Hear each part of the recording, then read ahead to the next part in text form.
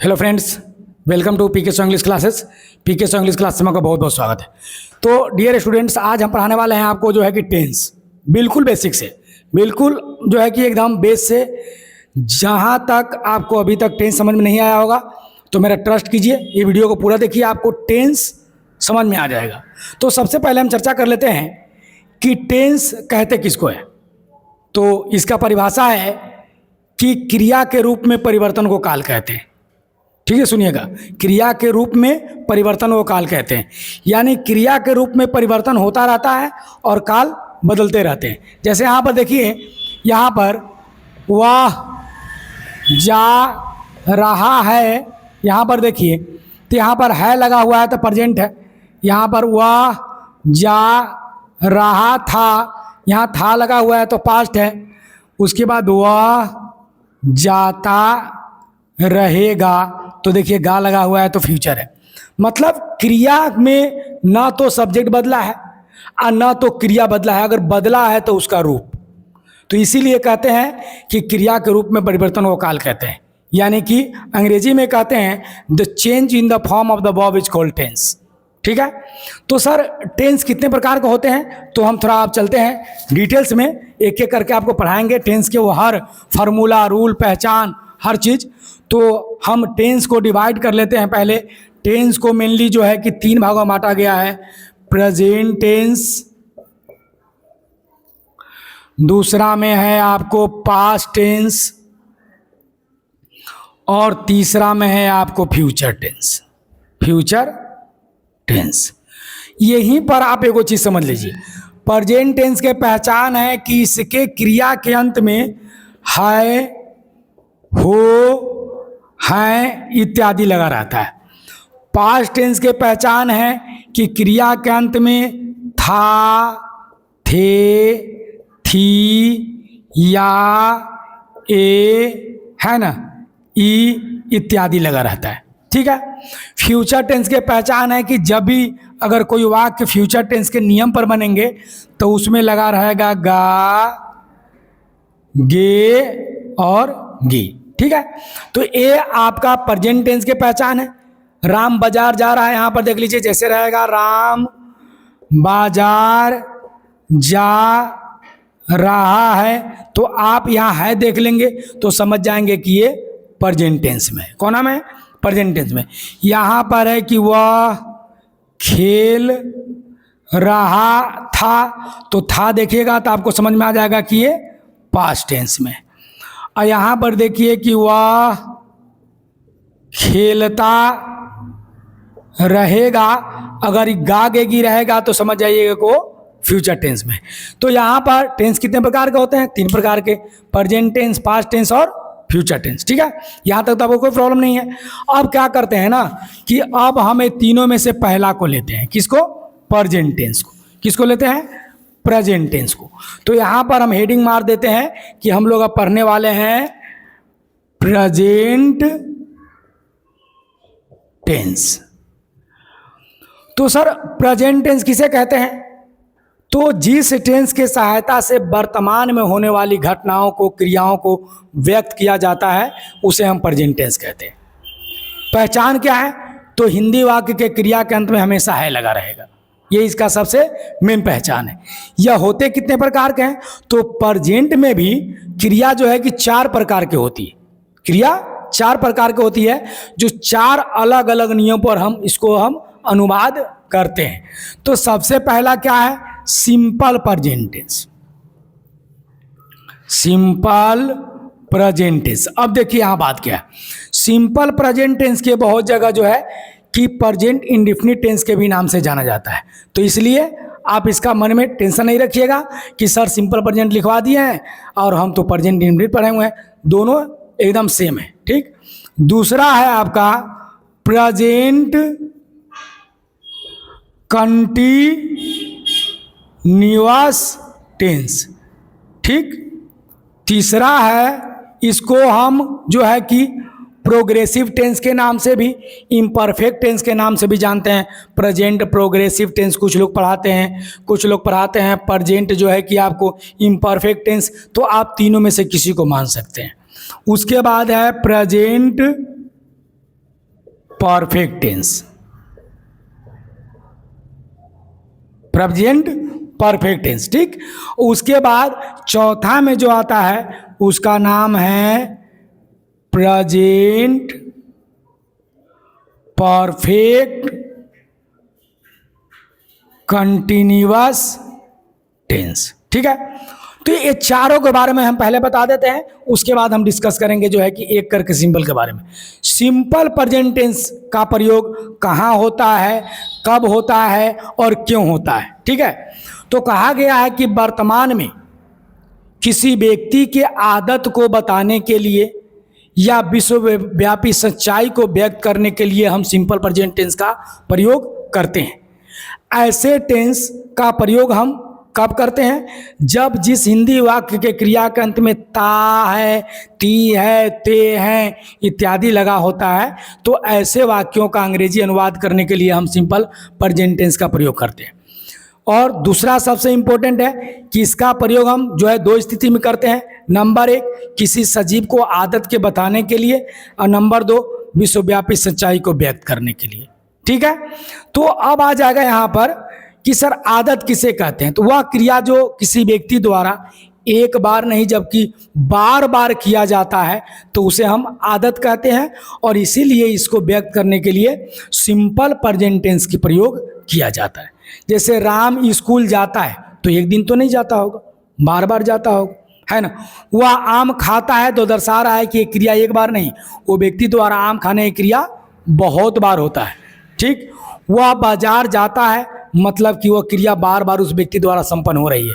और universal truth या विश्वव्यापी सच्चाई किसे कहते हैं, यही आदत जब किसी निर्जीव में लग जाती है तो उसको व्यक्त करने के लिए भी सिंपल प्रेजेंट टेंस का प्रयोग करते हैं। ठीक, तो उसे यूनिवर्सल ट्रूथ क्यों कहा जाता है सर, तो देखिए सजीव एक न एक दिन मर जाता है और उसका आदत भी उसके साथ समाप्त हो जाती है, लेकिन निर्जीव जो है अनंत काल तक इस ब्रह्मांड में मौजूद रहते हैं और वह क्रिया उनके द्वारा जो है कि बराबर निरंतर होती रहती है। और इसीलिए कहते हैं यूनिवर्सल ट्रूथ, मतलब जब से यूनिवर्स या ब्रह्मांड बना तब से लेकर आज तक वह क्रिया हो रही है और होती रहेगी, होती रहेगी। सूरज पूरब में उगता है, ऐसा थोड़ा है कि कल को पश्चिम में उग जाएगा, परसों दक्षिण में उग जाएगा, है ना, और जो है कि वो उसके बाद जो है कि उत्तर में उग जाएगा, कभी जो है नीचे जमीन फाड़ के उग जाएगा, ऐसा तो नहीं है ना। ये क्रिया निरंतर होती है। दूध सफ़ेद होता है तो पहले का बुल्लू होता था, पहले ब्लैक होता था, नहीं ना, ये यूनिवर्सल ट्रूथ है, हमेशा वो सफ़ेद ही होता है। ठीक, तो जिस क्रिया वह क्रिया जो निरंतर माने अनंत काल से होती हुई आ रही है उसे हम यूनिवर्सल ट्रूथ कहते हैं। ठीक है, तो उसको दर्शाने के लिए इसका प्रयोग करते हैं। जैसे राम बाजार जाता है, सीता नाचती है, मोहन किताब पढ़ता है, मैं पत्र लिखता हूँ, ता है, ती है, ते है इत्यादि का सिंपल प्रेजेंट में प्रयोग करेंगे। उसके बाद प्रेजेंट कंटिन्यूअस में, तो प्रेजेंट कंटिन्यूअस का कहता है कि वह क्रिया जो वक्ता के सामने हो रही हो, जैसे राम खेल रहा है तो वक्ता उसको देख रहा है कि वो क्रिया सामने हो रही है। वो कब से खेल रहा है ये पता नहीं, इससे पहले खेलता था कि नहीं ये पता नहीं। वो मतलब कि जब कोई घटना किसी वक्ता के आंखों के सामने अगर उस समय जारी हो तो उस वाक्य को दर्शाने के लिए हम प्रेजेंट कंटिन्यूअस टेंस का प्रयोग करते हैं। और इसके क्रियाखंड में रहा है, रही है, रहे हैं इत्यादि का प्रयोग होता है। अब प्रेजेंट परफेक्ट टेंस में आते हैं। कहा जाता है कि प्रेजेंट मतलब वर्तमान, परफेक्ट मतलब निश्चित, टेंस मतलब काल, वर्तमान निश्चित काल, वह क्रिया जो वर्तमान में पूर्ण रूप से समाप्त हो गई हो लेकिन प्रभाव उसका हो। जैसे राम बाजार जा चुका है तो जाने के काम समाप्त हो गया है लेकिन राम अभी जिंदा है और बताने वाला यहाँ पर उसका इफेक्ट है, प्रभाव है। मैंने उसे देखा है कि राम बाजार जा चुका है। ठीक, वह घर आया है, वह घर आया है मतलब वो अभी है ना। आया मतलब प्रेजेंट परफेक्ट में या है, ई है, चुका है, चुकी है, चुके हैं इत्यादि present perfect tense. Present perfect continuous में क्या होता है कि नाम से ही पता लगता है कि दो टेंस है। प्रेजेंट मतलब वर्तमान, परफेक्ट मतलब निश्चित, कंटिन्यूअस मतलब जारी। मतलब यदि किसी वाक्य से ऐसा प्रतीत हो कि कुछ कार्य समाप्त होने के बाद भी वो क्रिया जारी हो, तब उसको अनुवाद करने के लिए हम दोहरी टेंस का प्रयोग करते हैं, जिसका नाम है प्रेजेंट परफेक्ट कंटीन्यूअस टेंस। वो सोमवार से स्कूल जा रही है, सोमवार से स्कूल जा रही है, तो सोमवार से स्कूल जा रही है तो सोमवार निश्चित हो गया कि सोमवार से अब तक जा रही है मतलब कि सोमवार से शुरू की और क्रिया अभी भी वर्तमान में क्या है, जारी है। इसीलिए हम वैसी रहा है, रही है, रहे हैं के साथ समय का बोध हो तब वहाँ पर प्रेजेंट परफेक्ट कंटीन्यूअस टेंस का प्रयोग हम करते हैं। ठीक है, अब हम आपको डिटेल्स में लिए चलते हैं सिंपल प्रेजेंट टेंस को, जो है कि आपको हिंदी से अंग्रेजी में अनुवाद करने का नियम। देखिए, तो सबसे पहले सिंपल प्रेजेंट टेंस का हम प्रयोग कब करेंगे, तो पता लग गया है ना कि पहले पहचान लिखेंगे। क्या लिखेंगे? पहचान। पहचान क्या है कि क्रिया के अंत में ता है, ती है, ते है इत्यादि लगा रहता है, मतलब रहेगा। राम बाजार जाता है, सीता खेलती है, मोहन देखता है, वह नाचती है, ये सब रूल क्या है तो आप सब जानते हैं कि स्ट्रक्चर या रूल जो भी बोल लीजिए वो 4 तरह के होता है। पहला अफर्मेटिव है, यानी सकारात्मक वाक्य। बहुत बच्चे को क्या होता है ना कि अफर्मेटिव पता ही नहीं लगता है। अफर्मेटिव मतलब सकारात्मक, मतलब जिससे हाँ का बोध हो। राम बाजार जाता है, हम हाँ कह रहे हैं यानी स्वीकार कर रहे हैं कि क्रिया होती है, तो सकारात्मक। राम बाजार नहीं जाता है तो इनकार कर रहे हैं, तो नकारात्मक। क्या राम बाजार जाता है तो पूछ रहे हैं, तो प्रश्नसूचक इंट्रोगेटिव। तो अफर्मेटिव में पहले हम क्या लेते हैं, सब्जेक्ट प्लस वर्ब 1 या वर्ब 5, आप प्लस क्या लेते हैं, ऑब्जेक्ट। अब मेन सवाल आता है कि इससे पहले वाला वीडियो आप है ना टेंस पहचानने के नियम के देखे होइएगा, तो यहाँ आपको पूरा टेंस बेहतर ढंग से समझ में आएगा। यहाँ पर सब्जेक्ट है V1 या V5 प्लस सब्जेक्ट। बहुत बच्चे के सवाल होगा कि सर V1 या V5 कहते किसको है, तो कहा जाता है कि यदि किसी वर्ब 1 में एस और एस जोड़ दिया जाए तो क्या बन जाता है, V5। और उसका प्रयोग कहाँ होता है, तो एस के साथ, है ना। एस कोई लड़की का नाम नहीं है, एस मतलब सिंगुलर, है ना, एस मतलब सब्जेक्ट। सिंगुलर सब्जेक्ट के साथ हम V5 का प्रयोग करेंगे और PS प्लूरल सब्जेक्ट के साथ जो है कि हम V1 का प्रयोग करेंगे। ठीक, यानी एस और एस लग जाएगा तो V5, और वर्ब अपने वास्तविक रूप में रहे तो वो क्या होगा, V1। तो यहां पर हम देख लेते हैं कि हम लिखते हैं कि सीता बाजार जाती है। अब यहां पर देख लीजिए कि हमको सबसे बड़ा एक समस्या आती है, बच्चों में देखा है मैंने कि उनको सब्जेक्ट वर्ब ऑब्जेक्ट इसमें समझ में नहीं आता है। वो तो रूल जानते हैं कि सब्जेक्ट है, वर्ब है, ये ऑब्जेक्ट है, लेकिन उनको पता नहीं होता कि ये तीनों में सब्जेक्ट कौन है। तो सब्जेक्ट मतलब कर्ता, यानी करने वाला, क्रिया को करने वाला को ही कर्ता या सब्जेक्ट कहते हैं। तो सर क्रिया कौन है, तो क्रिया वह शब्द है जिससे काम होने का बोध होता है, जैसे जाना, खाना, हंसना, रोना, चलना, फिरना। और सबसे बड़ी बात है कि हिंदी वाक्य में क्रिया हमेशा अंतिम पद होता है। वाक्य के अंत में क्रिया ही रहता है, क्योंकि प्रथम रहता है सब्जेक्ट का, दूसरा रहता है ऑब्जेक्ट का, और तीसरा पद रहता है आपका वर्ब का। ये भी एक बहुत अच्छा लॉजिक है। तो हमको सब्जेक्ट लेना है, तो सब्जेक्ट कौन है, सीता है। अब सीता सिंगुलर है या प्लूरल, तो अगर बच्चा अगर सिंगुलर प्लूरल नहीं जानता है तो भी यहाँ प्रॉब्लम होगा, को V1 लेगा कि V5 लेगा। ठीक है, तो सिंगुलर मतलब जिस संज्ञा या सर्वनाम से एक व्यक्ति, एक वस्तु, एक स्थान का बोध हो उसे हम सिंगुलर कहते हैं। क्या कहते हैं, सिंगुलर। जैसे जितना प्रॉपर नाउन है, राम, श्याम, सीता, गीता, मोहन, दिल्ली, कलकत्ता, सब के सब सिंगुलर है। ठीक, उसके बाद कॉमन नाउन है, तो कॉमन नाउन में आप हिंदी जानते हो, जैसे बच्चा है तो सिंगुलर है, बच्चे कर देंगे तो प्लूरल हो जाएगा। औरत सिंगुलर है, औरतें करेंगे, माताएं करेंगे, पिता है ना, पिताओं करेंगे, है ना, विद्यार्थियों करेंगे, तब जाके वो प्लूरल होगा। यानी यहाँ ई ए लगाएंगे तो बहुवचन बनेगा, और नहीं तो नहीं लगाएंगे तो एक वचन सिंगुलर नंबर में रहेगा। तो सीता यहाँ नाम है। अब स्टूडेंट कहते हैं कि सर आप कहते हैं सीता सिंगुलर है और सीता तो देश में बहुत गोरा के नाम है, तो उस सिंगुलर कैसे हुआ?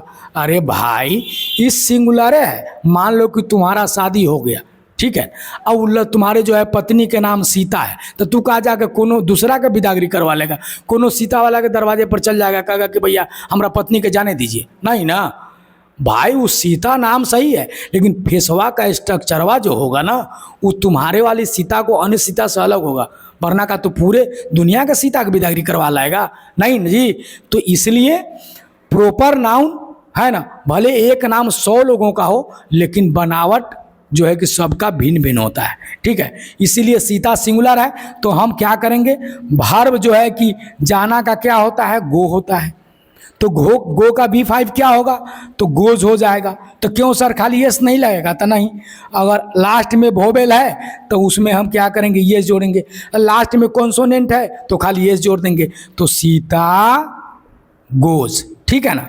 और कहाँ जाती है, तो टू मार्केट, टू मार्केट। अब क्या करेगा, बहुत हमारे क्लास में विद्यार्थी आता है ना, तो हम ये बना दिए हैं, देखिए सीता गोज टू मार्केट, तो वो क्या करेगा बेवकूफ़, जितना टेंसवा बनाएगा ना उस सब में लगा देगा, है ना। जैसे कि मैं किताब पढ़ता हूँ तो बनाएगा आई रीड टू बुक, हम कहेंगे कि टू काहे लगाए है बे, कभी कहेगा आप नहीं लगाए थे का, आप मार्केट में लगाए थे। तो देखिए अब इसका समस्या आप समझ जाइए, ये बिल्कुल गलत प्रोसेस है। टू सिर्फ स्थान सूचक संज्ञा के पहले लगेगा, किसके पहले, स्थान सूचक संज्ञा के पहले टू लगेगा, ठीक है ना। वस्तु सूचक एवं व्यक्ति सूचक संज्ञा के पहले टू का प्रयोग नहीं होगा, यह हमेशा याद रखिएगा, ठीक है। अब यहां पर इसको हम क्या करते हैं, मिटा देते हैं और हम नेगेटिव में चले आते हैं। कम से कम आज आपको सिंपल प्रेजेंट हम क्लियर करवा दे रहे हैं। अब नेगेटिव में आइए, अब तो आएगा तो इस पर बन जाएगा। तो नेगेटिव में आइए, तो नेगेटिव रूल क्या कहती है, तो नेगेटिव रूल कहती है कि पहले आप सब्जेक्ट लीजिए, उसके बाद डू या डज में से कोई एक लीजिए, उसके बाद नॉट लगाइए क्योंकि नकारात्मक है, आप प्लस क्या लगाइए, वर्ब वन और ऑब्जेक्ट। तो सर यहाँ पर खाली वर्ब वन लगेगा, तो हाँ भाई यहाँ वर्ब वन लगेगा, तब B5 ना लगेगा तो नहीं, कहेगा बात मर दे। एक बार कहते हैं B1 B5 दोनों लगेगा, कभी कहते हैं B1 लगेगा, कहाँ पढ़ाएंगे ये? देखिए ऐसा बात नहीं है। एग्रीमेंट जो है कि यही हो गया है, सब्जेक्ट सिंगुलर रहेगा तो हम क्या करेंगे, डज लेंगे, और प्लूरल रहेगा तो क्या लेंगे, डू लेंगे। तो जब एग्रीमेंट यहाँ हो ही गया है सिंगुलर प्लूरल का, तो वहाँ पर वर्ब हमेशा वन में रहेगा।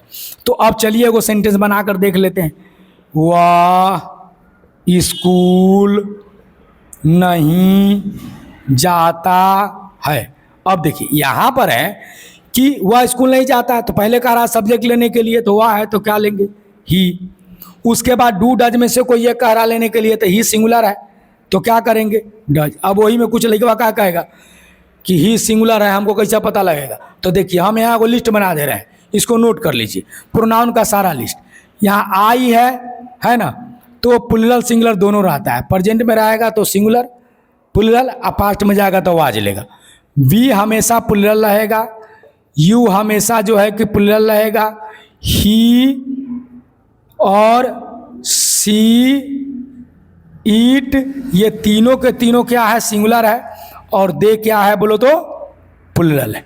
अब हिंदी में आई मतलब मैं, भी मतलब हम लोग, यू मतलब आप लोग, तुम, ही मतलब वह, सीप जो है कि स्त्रीलिंग के लिए, ईट मतलब वह निर्जीव के लिए, दे मतलब ये लोग। 1 2 3 4 5 6 7, ये सातों को नंबर लिख दिए। अब झमेला तुम्हारा दिमाग के खत्म। तो ही डज, अब यहाँ क्या ले लेंगे, नॉट, ही डज नॉट, तो यहाँ नॉट हो गया। वर्ब क्या है, जाना, तो क्या ले लेंगे, गो। और कहाँ जा रहा है, स्कूल, तो टू लगाएंगे। काहे टू लगाएंगे, क्योंकि स्कूल स्थान सूचक जो है कि संज्ञा है, ठीक, तो यहाँ टू लगा देंगे। तो चलिए अब नेगेटिव छोड़ के इंट्रोगेटिव बता देते हैं, ताकि ये सिंपल प्रेजेंट का झमेले खत्म हो जाए, ठीक है। तो अब आ जाइए आप कोना में, इंट्रोगेटिव में। अब इंट्रोगेटिव रूल सर कैसे हम समझेंगे, तो इंट्रोगेटिव में डू डज को पहले निकाल लेते हैं बाहर, डू या डज को बाहर निकाल लेते हैं। फिर क्या करते हैं, subject verb one plus object sign of interrogation. तो ये क्वेश्चन कैसे शुरू होगा? तो क्या से, क्या वह स्कूल जाता है। अगर मान लीजिए कोई अगर क्वेश्चन क्या से शुरू होता है, शुरू में क्या रहेगा ना, तो में व्हाट नहीं लगाइएगा, ठीक है। तो यहाँ पर डू डज में से एगो ले लेंगे, तो ही यहाँ पर जो है कि सिंगुलर है तो क्या ले लेंगे? Does, DOE does. उसके बाद सब्जेक्ट का रहा है लेने के लिए तो सब्जेक्ट ही ले लिए। उसके बाद वर्ब का रहा है तो गो ले लेंगे, टू स्कूल, ठीक है। तो मुझे विश्वास है कि आप लोग को टेंस के यहाँ तक समझ में आया होगा। नेक्स्ट वीडियो के लिए आप बने रहिए मेरे साथ। अगली बार जो है कि हम आपको प्रेजेंट कंटिन्यूअस को पूरा विस्तार पूर्वक हम बताएंगे। अगर अभी तक आप मेरे चैनल पर नए हैं तो सब्सक्राइब कर लीजिए और जो है बेल आइकन को दबा दीजिए ताकि आपको लेटेस्ट अपडेट मिलता रहे। हम बिल्कुल आपकी भाषा में आपके साथ आपके लेवल में उठकर अगर कोई प्रॉब्लम होता है कि सर नरेशन पर, टेंस पर, वॉइस पर, DCRT, क्लाउज कहीं पर आपको जो लगे कि नहीं हमारा वीक है तो एक बार जरूर कमेंट बॉक्स में कहिएगा, हम उसका वीडियो बनाकर अपलोड कर लेंगे। बहुत बहुत धन्यवाद। Thank you very much for watching this video. Thanks very much.